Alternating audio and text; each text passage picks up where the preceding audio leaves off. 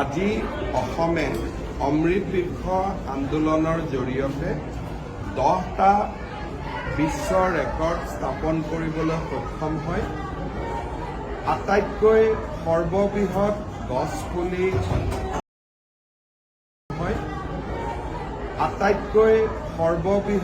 গছপুলি এটা দিনতে ৰোপণ কৰি পোৰ্টেলত আপলোড কৰা লোকৰ সংখ্যা প্ৰায় 71 লাখলৈকে গিনিজ ৱৰ্ল্ড ৰেকৰ্ডৰ পোৰ্টেলত লিপিবদ্ধ কৰা হয়। একেদিনাই 10 লাখ গছপুলি প্ৰায় 10 লাখ গছপুলি ৰোপণ কৰাৰ বিশ্ব ৰেকৰ্ডো নিৰ্মাণ কৰা হয়।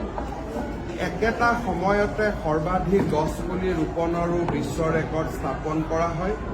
এই ধৰণে 10টা বিশ্ব ৰেকৰ্ড অমৃত বৃক্ষ আন্দোলনৰ সময়ছোৱাত অসমে নিৰ্মাণ কৰিবলৈ সক্ষম হয়। আনুষ্ঠানিকভাৱে গিনিজ ৱৰ্ল্ড ৰেকৰ্ড কৰ্তৃপক্ষই আজি আমাক সেই প্ৰমাণ পত্ৰসমূহ আগবঢ়াই দিয়ে।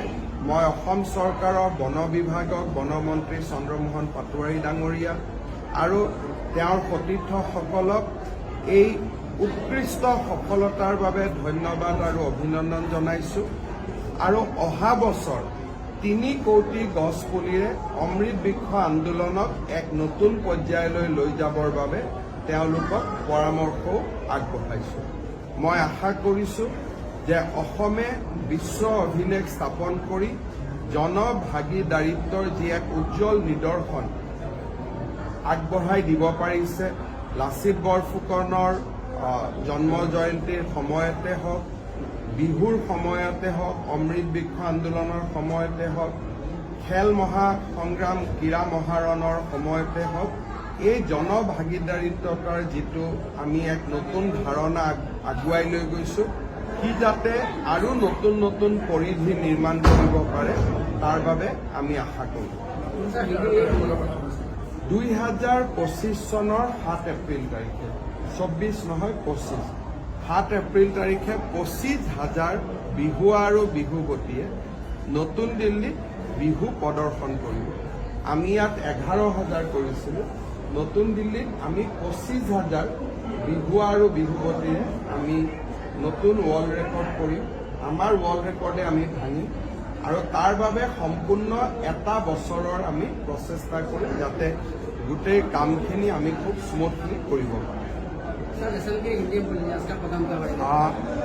हमने 17 सितंबर का दिन 1 करोड़ वृक्ष प्लान करने का एक संकल्प लिया था और ये वृक्ष जब प्लान करते हैं लोग वो समय उनका फोटो भी अपलोड करें पोर्टल में, इसके लिए भी हमने सिद्धांत लिया था।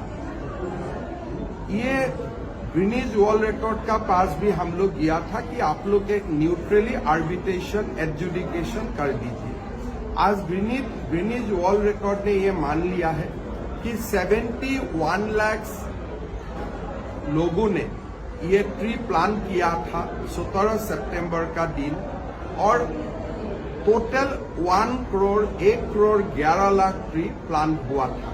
साथ साथ में वही प्रकरण में हम लोगों ने 9 अन्य वर्ल्ड रिकॉर्ड भी ट्री प्लांटेशन का और पहलू में हमने स्थापन करने में सक्षम हुआ। तो आज गिनीज वर्ल्ड रिकॉर्ड ने ऑफिशियली हम लोगों को 10 साइटेशन दिया और आसाम ने 10 वर्ल्ड रिकॉर्ड किया, इस बात का पुष्टि किया। आने वाले दिन के लिए और क्या हम अगले साल दोबारा 3 करोड़ ट्री हम एक ही दिन में लगाने के लिए हमारा संकल्प हमने लिया हो। तो देखता हूं कितना हम लोग कर सकता हूं। ये जो 1 करोड़ 11 लाख ट्री प्लान हुआ है, एक ही दिन में प्लान हुआ।